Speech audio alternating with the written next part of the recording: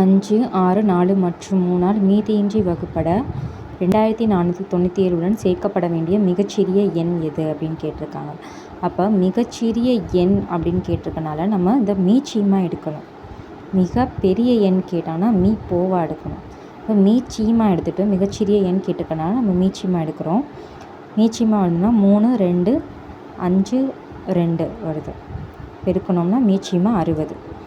இதை எந்த நம்பர் கூட சொன்னால் 2497 உடன் சேர்க்க வேண்டிய மிகச்சிறிய எண். அப்போ 60 மீச்சீமா எடுத்த 60 நம்ம வகுக்கிறோம். வகுக்கும்போது கிடைக்கக்கூடிய மீதியை 60ஓட மைனஸ் பண்ணுறோம். வித்தியாசம் கண்டுபிடிக்கிறோம். 60 - 37 23.